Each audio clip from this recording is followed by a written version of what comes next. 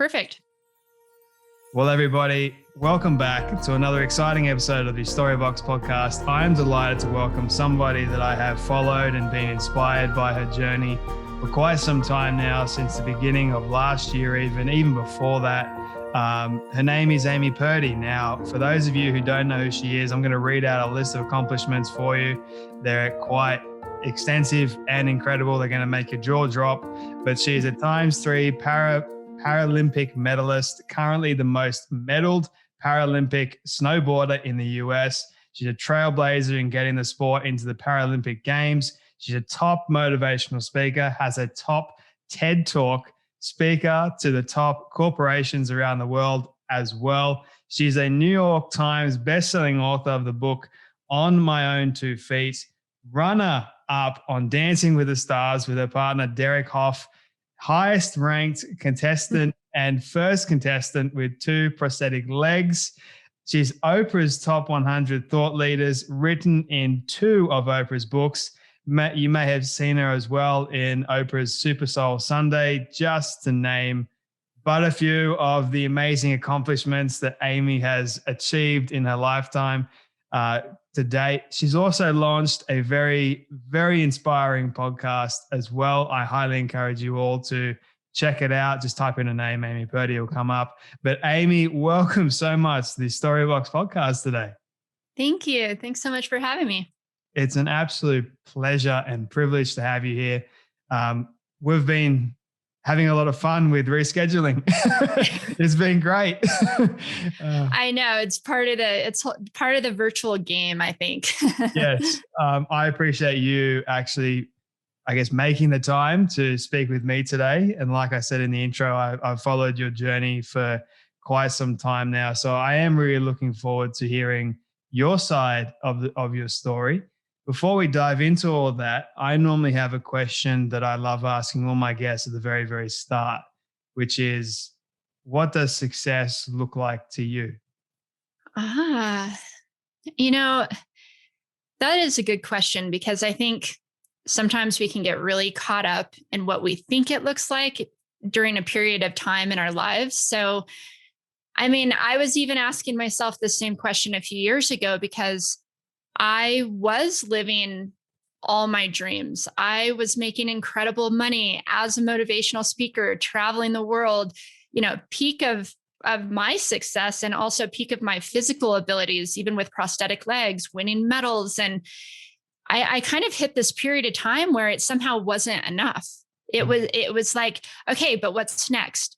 What's next? And you kind of can get used to this very high, achieving lifestyle. And sometimes that can work against you and your happiness as well. And so I started asking myself, like, okay, well, if this isn't enough, then what is success if I don't feel successful right now? And then I got this major injury in my leg, which I'm sure we'll talk about. COVID happened, and there's no virtual speaking. Well, there's no on stage speaking. It's a lot has moved to virtual.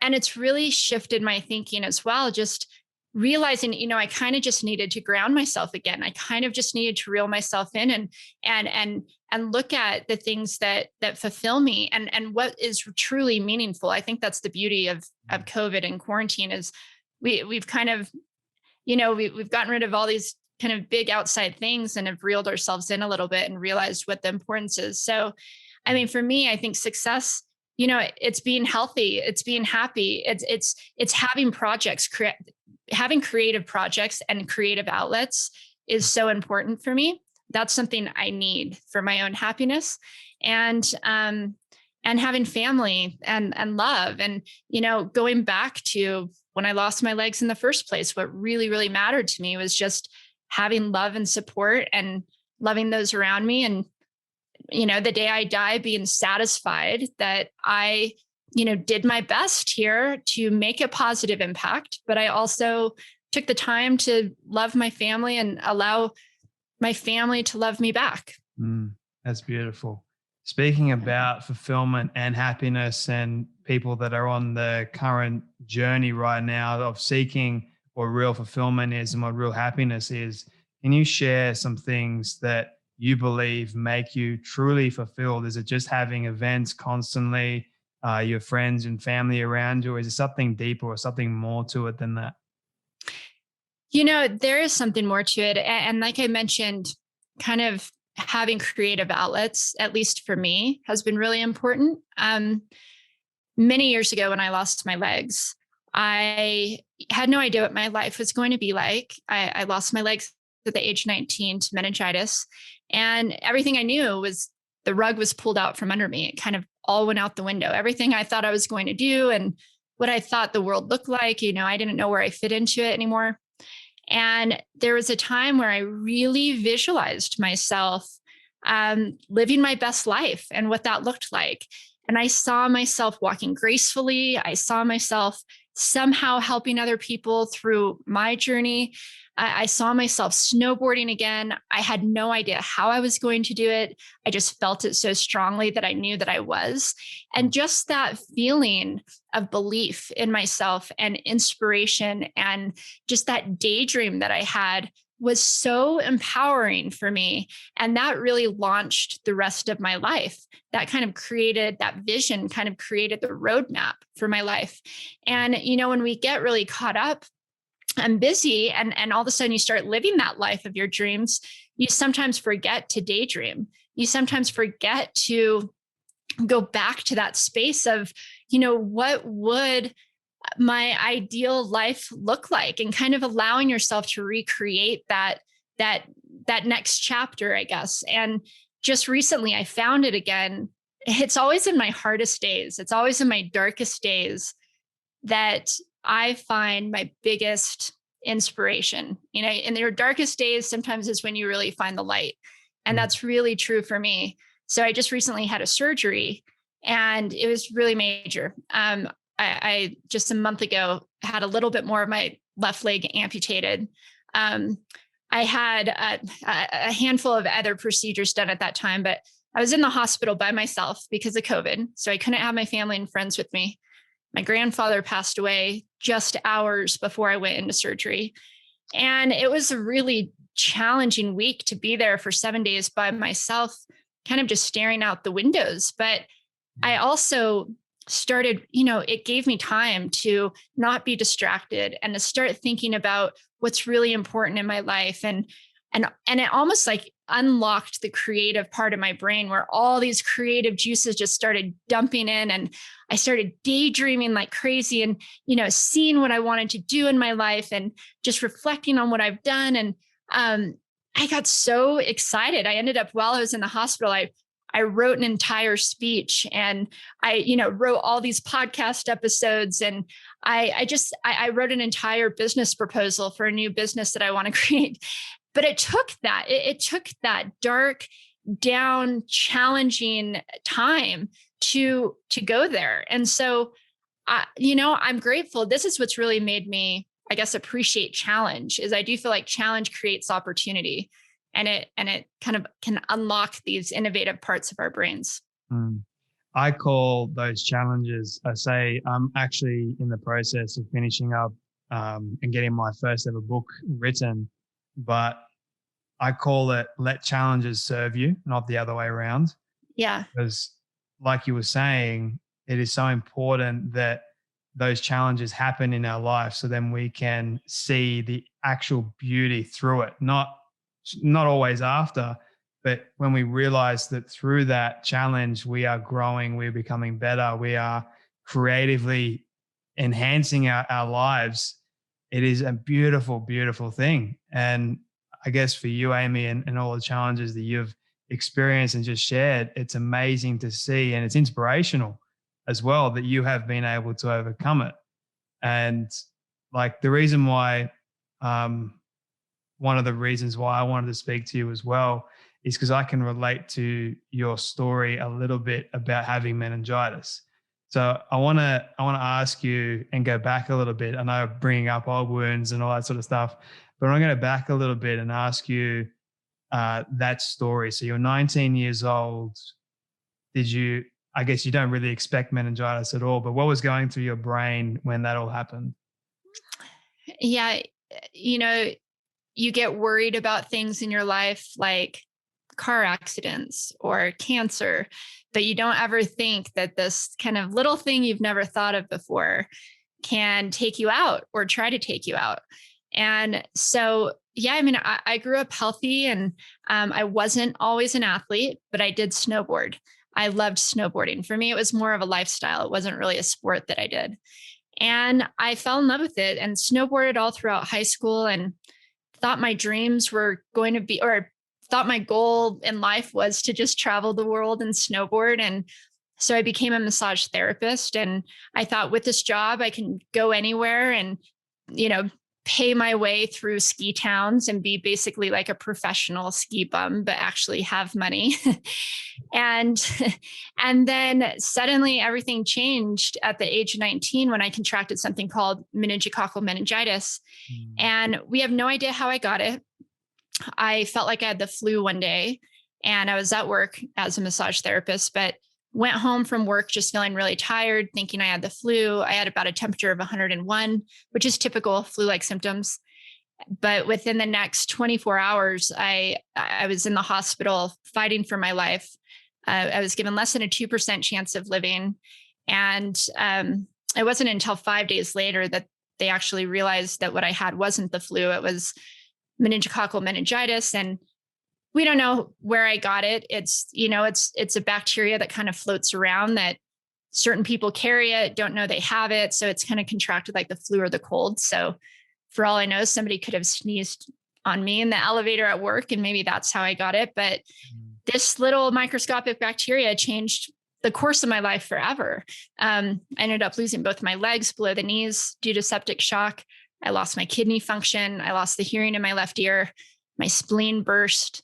I fought for my life for a couple of weeks in the hospital. I ended up in the hospital for almost 3 months, but those first couple of weeks, I was in a coma fighting for my life. And, my family was told that I wasn't going to make it, the majority of the time I was in there. And I mean, a lot of things happened, when I woke up from the coma that I was in, I mean, I was aware that I was going to lose my legs below the knee, but it's really hard to wrap your head around. It was a very surreal experience. I couldn't wrap my head around it. I didn't know what life would be like without my legs. So I didn't think it was actually going to happen. I kept thinking the doctors are going to figure this out because there's no way I'm going to lose my legs. And I remember being wheeled into the operating room after the doctor came in and said, if we don't amputate your legs here tomorrow, we're going to have to amputate them up here. And they pointed to my thighs next week, because basically due to the septic shock that I went into, I lost circulation to my feet and to my hands, and my hands were just as bad as my feet. So we thought I was losing my hands as well. And I lasted a couple of weeks like that as they were fighting to save my legs, but it hit a point where if they didn't amputate my legs, I definitely would have died. They would have made me really sick and turned into gangrene and this whole thing. So I remember the doctor coming in and saying, if we don't do this tomorrow, we're going to have to do it even higher next week. And I just said, all right, do what you got to do to get me out of here. Not that I didn't go through challenging moments, but at that point it's life or death. Right. Mm. And I remember being wheeled into the operating room and, giving myself 3 goals. And the first one was, I will not feel sorry for myself. I'm not a victim, and I'm not going to act like one. And the second one was, that when I someday figure all this out, I'll help others do the same. And then the third one was that I had never missed a season of snowboarding, and I wasn't about to, so I was going to snowboard that year. And I think I just needed something to hang on to look forward to kind of pull me through this situation. Not that I was this like crazy, confident, positive person. I didn't know how I was going to snowboard, but just by having that goal, it empowered me. It made me feel like, okay, well, this is what I'm going to work on when I wake up from surgery. And so I had these very empowering moments, to be honest. But at the same time, over the years, very challenging moments trying to figure out how to fit in a world that I stood out in, and that maybe wasn't even made for me. But, how to also kind of open the doors so that it creates a path for others. That's amazing. How did the doctors actually discover that you had meningitis, meningococcal in the first place? So the day that I got sick, we did just think it was the flu. My mom took my temperature, and my family actually went out of town for this annual motorcycle event that my dad puts on. And we just thought I had a 24-hour flu. And I had told them, I'm probably fine. I'll just drive up there later with a friend. Everything's going to be fine. But as the day went on, I started to realize that I was just getting more and more sick. And I did feel like I was dying. My mom called at one point and I said, God, Mom, I feel like I'm dying. But I've always been known for the dramatic one in the family, for being the dramatic one. And, even today, like I've had the flu where I'm like, God, it feels like I'm dying. So just because you feel like you're dying doesn't necessarily mean you believe you're dying, and that's kind of what happened at that time. Is I was like, I feel like I'm dying, but did I really believe I was dying? No, it was a very fine line of feeling extremely sick and then knowing like to rush to the hospital. My mom did tell me, go to the hospital. You're probably a little dehydrated, just thinking I had the flu. But it wasn't until I was laying in bed and I fell asleep, and I tried to wake up. I was in the deepest sleep I could ever feel. I tried to wake up over and over, and I couldn't. I kept trying to open my eyes and I couldn't. I was forcing my eyes open. And then I just fell into the deepest sleep I have ever felt. And then I heard this voice say, Amy, get up and look in the mirror. And this voice was so startling that I immediately opened my eyes. And I looked around, I didn't see anybody there. And this voice was a little bit of like a mixture of my voice and a thought, but it was strong enough that it was like, get up right now and look in the mirror. And so as I was sitting up, I started to realize something was really wrong. So my heart was beating out of my chest. I was so weak. I was so shaky. It probably took 5 minutes to get into a seated position.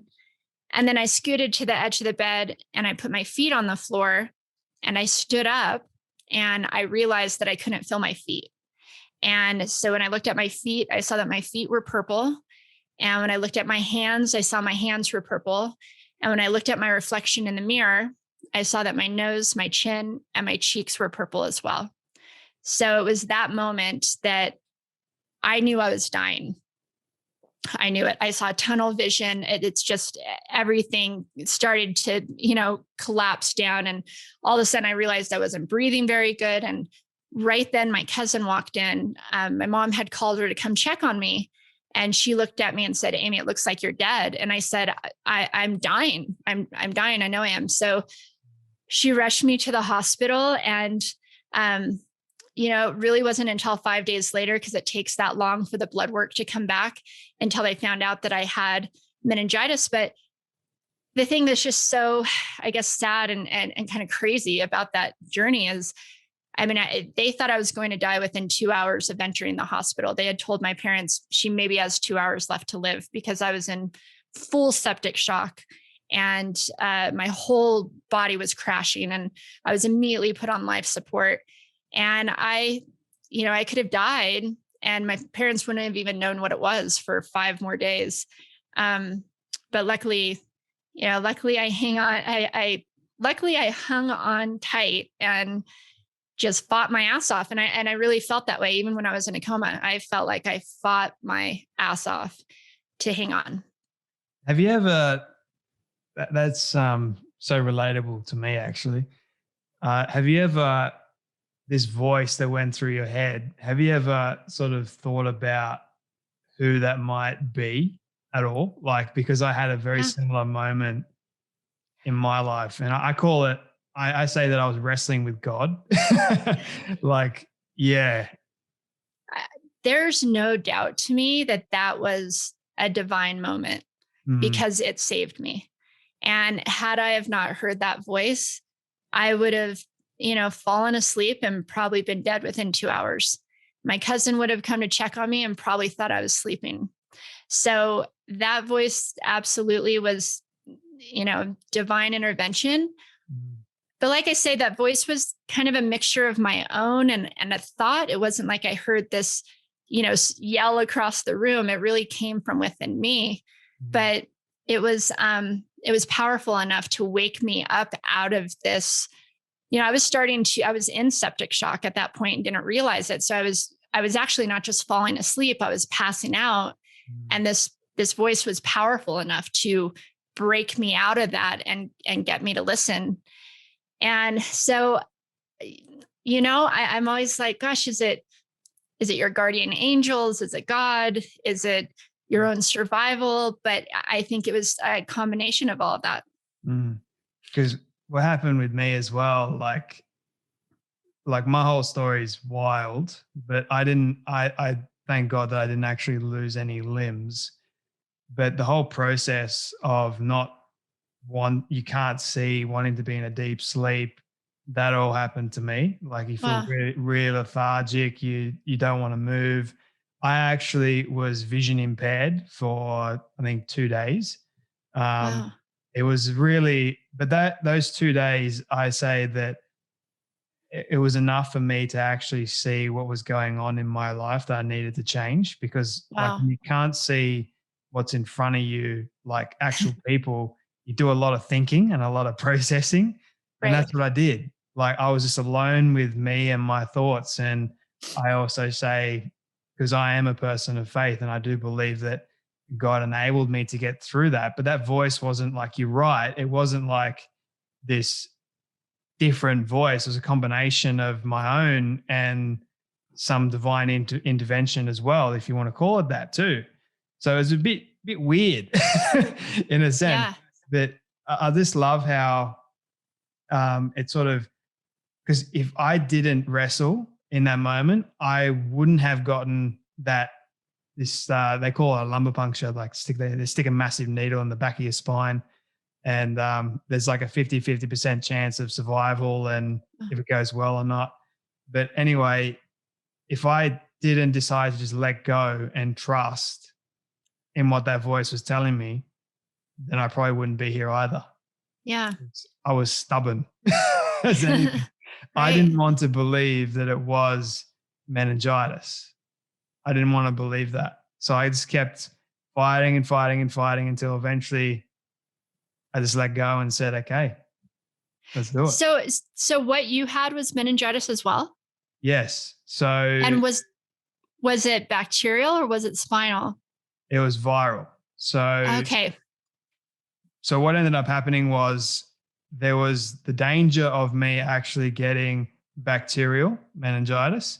So they told me the only way to really determine whether or not it is bacterial or viral is to do the lumbar puncture. And I've gone, no, I'm not doing that, because they basically, the procedure there. I've had it. You know how bad it is. You're fully awake. Because I was like, up until that point in my life, Amy, I was 22. I had immense amount of pain even before that. So I was like fighting I just didn't want to do it. So much pain. I'm like, why am I going through all this pain? I'm sick of it. So I just like, just take me now. Honestly, like it was this very selfish attitude that I had. I was just tired. Wow. So yeah, I mean, but steering it back to you and your story, I mean, moving from the hospital, and what was it like adjusting to not having your feet anymore? I mean, nothing can really prepare you, right? You kind of maybe visualize, okay, maybe I'm in a wheelchair and I don't have my legs, but it's these little moments that you kind of don't expect that can be, I guess, just very eye-opening of how challenging that my life would be. So when I was in the hospital and I had the surgery and I woke up from surgery. I remember looking down and seeing where my feet used to be, that I was covered by a sheet and a blanket, and I was so much shorter. My feet would be over there and they're not there. And I remember trying to scoot up in bed, and usually you would use your feet to scoot up, right? And realizing I didn't have my feet to do that. So there were these little kind of moments that were challenging, that were like, oh man, I'm used to having my feet to help counterbalance my weight here and there. But I also was just very much so on this mission to just move forward. I didn't want people to feel sorry for me. And I think that actually became probably a lot of my motivation, as I saw what my family was going through. They were sad. They would come in, they were heartbroken. I mean, they didn't know what my life would be like either. We had no idea. We didn't have anybody else to look to say, well, look, they're living an incredible life with 2 prosthetic legs. I mean, we really didn't know at that time. The Paralympics weren't as publicized as they are these days. You didn't see Paralympians running around with prosthetics very often, at least. And so I really had no idea what to expect. And I mean, it was a learning journey, but at the same time, I did have this very strong inner, I guess, strength that came out where, well, first of all, I felt like I was still me. I thought, okay, maybe I just lost my legs, but I'm still the same person. I still want to snowboard. I still want to travel the world. And now I just have to get creative and find a way to do that. And so if anything, it really motivated me to just focus on the future and continue to find a way. And even in my life today, when I look back at everything I've done, whether it was, snowboarding again, or speaking, or Paralympic medals, or Dancing with the Stars, my mission has really always been to find a way, get creative and find a way. And through that, it's led me to incredible places. So the challenge has always been there. But I've gone through down days. It's not like I look at a challenge and I'm like, yes, another challenge. It's just, I realize like I can do something with this. I don't know what yet, but this will do something for me at some point. I'll grow through it. I'll learn, or I'll help other people. And then I've been able to kind of build on that. Do you ever get sick of it at all? And secondly, do you have any regrets? Well, do you get sick of challenge? Actually, do I get sick of challenge? Absolutely. Just recently I went through a huge challenge, probably, to be honest, what I think is the biggest challenge of my life, even bigger than losing my legs and having a kidney transplant at 19.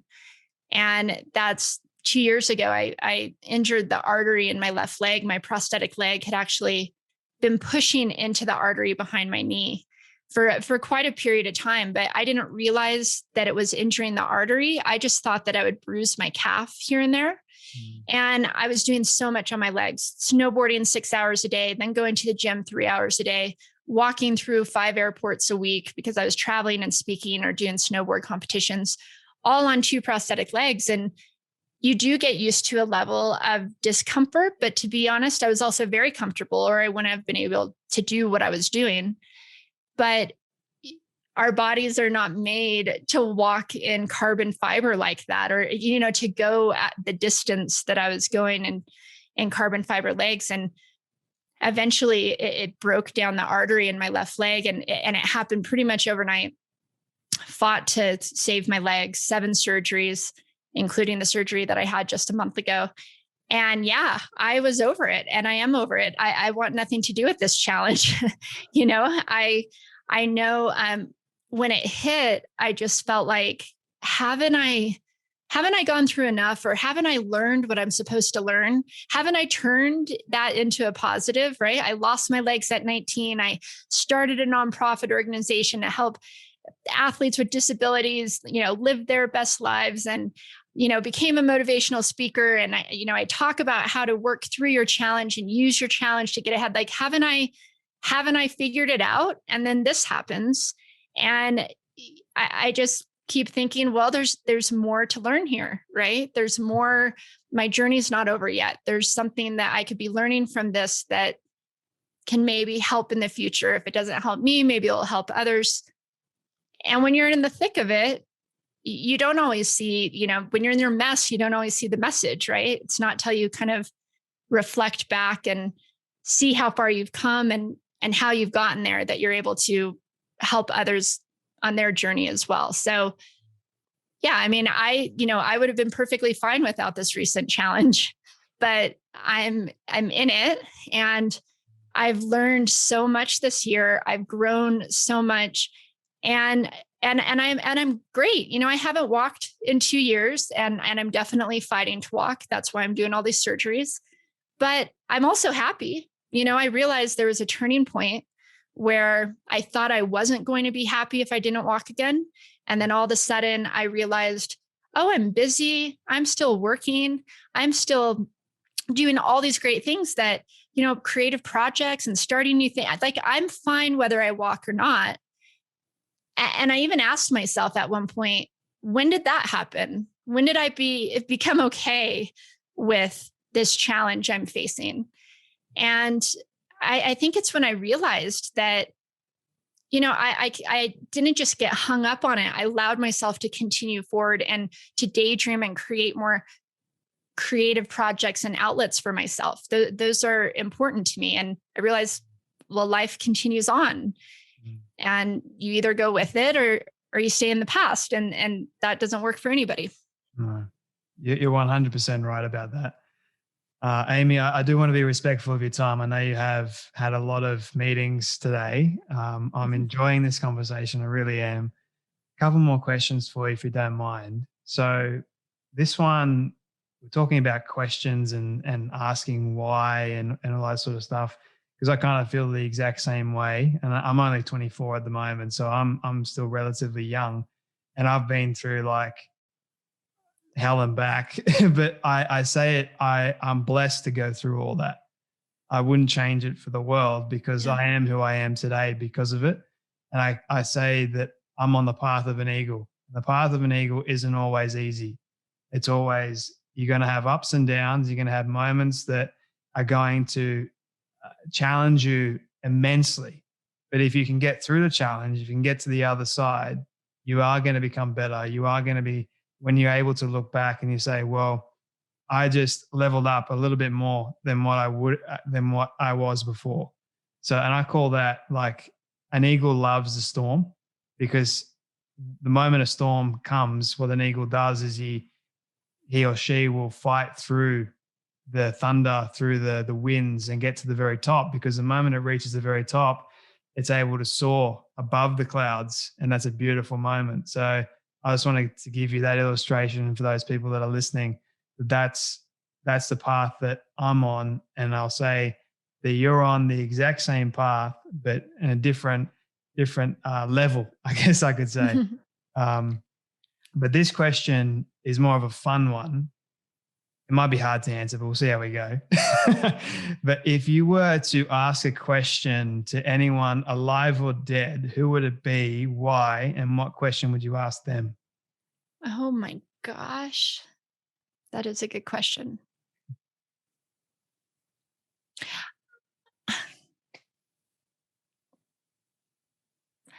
I, okay, my grandfather just passed away.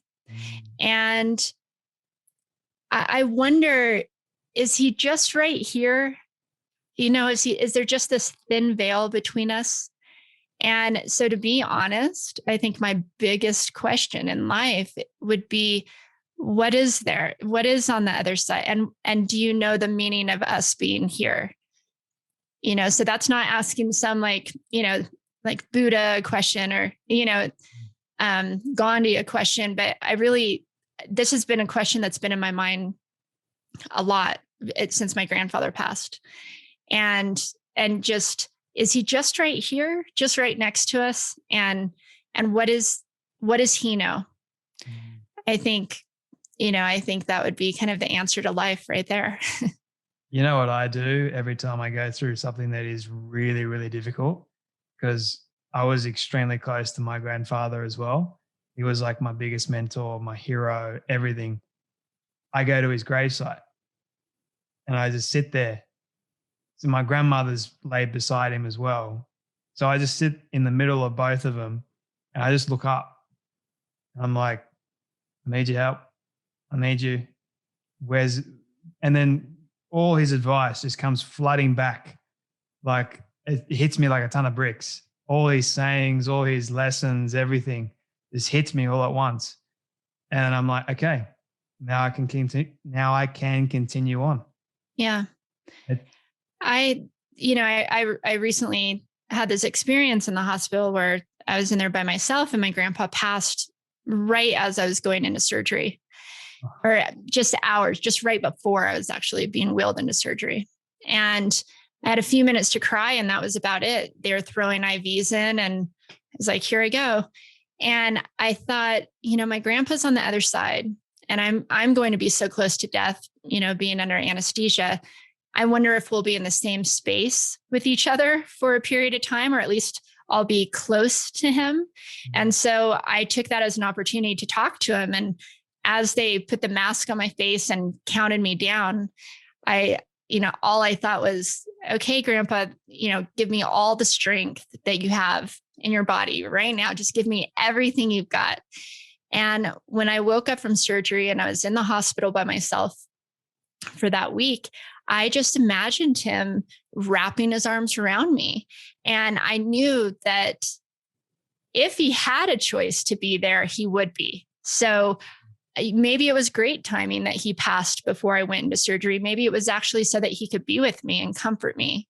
And that was a choice to believe that, but it helped me so much. It gave me so much. I 100% chose to believe my grandpa's here. I asked for his strength. He gave it to me. And I'm telling you, I powered through that recovery. I never had pain. My leg felt amazing. I had endless energy the minute I woke up and I'm still running on it, and just endless inspiration. And I choose to believe that he has something to do with that.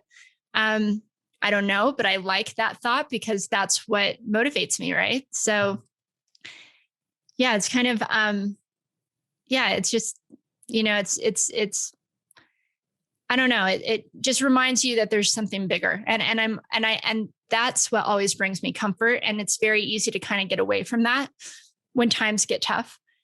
You get caught up in, oh my gosh, what if I lose more of my leg? What if then I lose my career? And then, can I travel? Can I snowboard? Can I even stand on stage and speak? Can I do everything I've worked so hard for? You can get so caught up in the fear and uncertainty and anxiety of everything. But then when I come back to these kind of spiritual moments that I've had, like hearing that voice or, feeling my grandpa wrap his arms around me, those moments remind me that there's something much bigger at play here and that it will all make sense in the end. We might not know what it means right now, but it will all make sense in the end. If you could, I guess, see your grandfather again, just one more time, what would you want to say to him?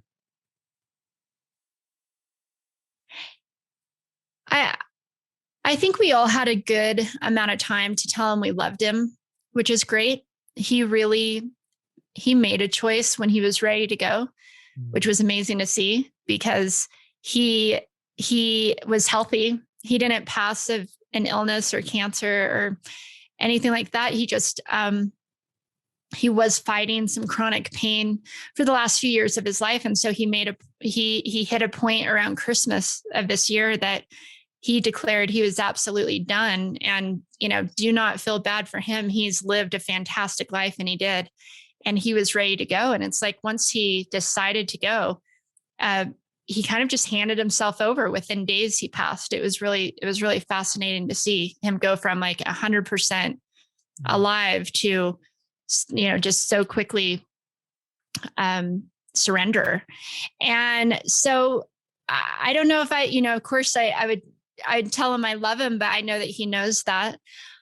But I do think the question would be just, he's now in a space where he knows what's there. And I think that's, such a fascination for me and so many of us is what is it? Where did you go? What's on the other side there? And how can that help us live a better life here? And I guess that would just be my question. Just where are you? What do you see? What are you experiencing? And, we had kind of a funny conversation a few months ago where I've always been known as a very spiritual person in the family. And I've manifested a lot of incredible moments in my life. And I've had a lot of very deep spiritual moments in my life, from hearing voices that have guided me, and at a near-death experience when I was in the hospital 20 years ago. And but I was telling my grandpa, I'm like, it's kind of funny because I don't see dead people. That everyone was talking yeah, if anyone would be a psychic in the family, you would think it would be Amy. And I'm like, yeah, I don't think I'm a psychic. I don't see dead people. I don't talk to dead people. And then my grandpa goes, well, I'll be your first subject. And so he was like, as soon as I die, try to bring me back. See if you can do it. And it was just kind of a funny conversation, and so now I have these moments where I'm like, Grandpa, is that you? Are you there? Yeah. If you're there, flash the light twice. Yeah. I've had similar moments in my life that I've just been like, oh, geez. Is that you? Yeah. There's been moments where I guess one of the moments that I talk about in my book, actually, it goes into when I was in that blind moment. I had all these memories of my grandfather, and he actually showed up the next day, and he's like, so how are you feeling, Jay? And I'm like, better than you.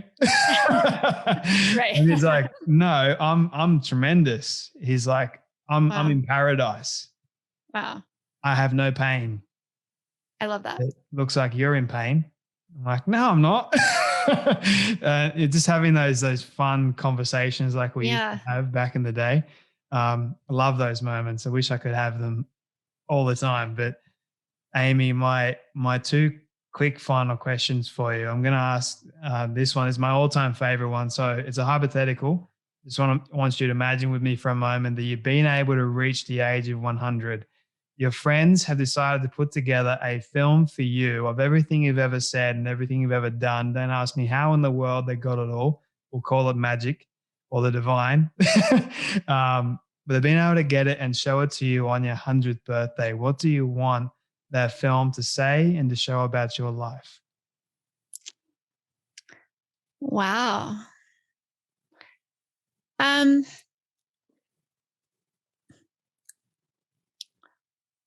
Gosh, that makes me kind of emotional, actually. Hold on. Let me catch my breath for a second. Let it fly.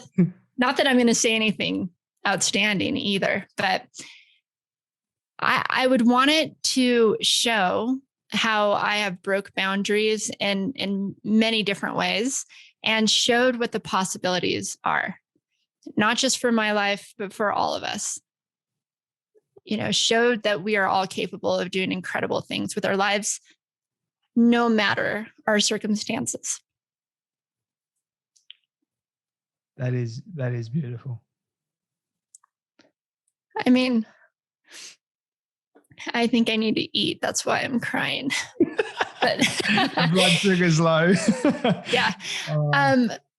But really, yeah, I mean, just it's always been important to me to figure out what the possibilities are in my own life. It's been somewhat of a fascination to find a way to succeed in these different things that I think are holding me back. Even motivational speaking, I felt like I was not cut out for it. I was not meant to do it. I didn't have the talent that I thought people had who did do it. And then it became a mission of mine to break that boundary and figure out what the possibilities are. And I've been able to do that with dancing on 2 prosthetic legs and snowboarding on 2 prosthetic legs. And I continue to do it in my own, career.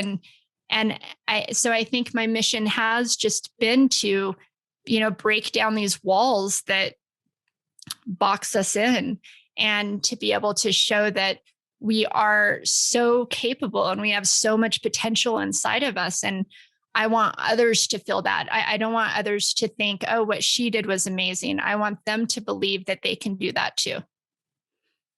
I guess I could just leave it on that note because that is really, really powerful. But I wanted to ask you, speaking about food, this is a fun question, but what has been the weirdest food combination you've ever tried?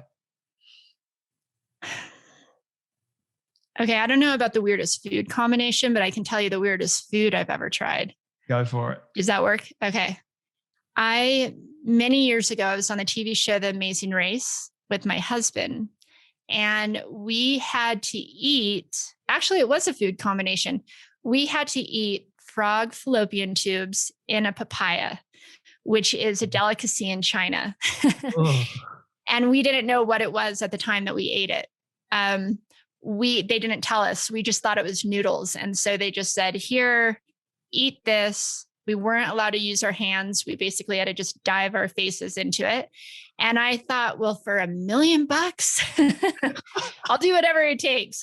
And believe it or not, it was not that bad. I would not call it a delicacy. Later on, we figured out what it was, but it actually didn't have that bad of a taste. But the combination of this like weird, earthy and sweet from the papaya and just a flavor, amphibious flavor we've never tasted before was definitely an experience. One I will not miss, and I'm not craving. I should have ended the conversation before. I regret asking that question now. Yeah, now you'll gag when you think about it. Yeah, I was like, oh. Anyway, Amy, Purdy, thank you so much for your time today, your enthusiasm, your inspirational story, everything that you've shared today. It's motivated me. It's also inspired me. It's made me feel humbled in many ways. So thank you so much for coming on the Storybox podcast. Thank you. Yeah, thank you. I've been wanting to do this for so long with you, and you do such an incredible job of pulling out the best stories. And so I've thoroughly enjoyed this.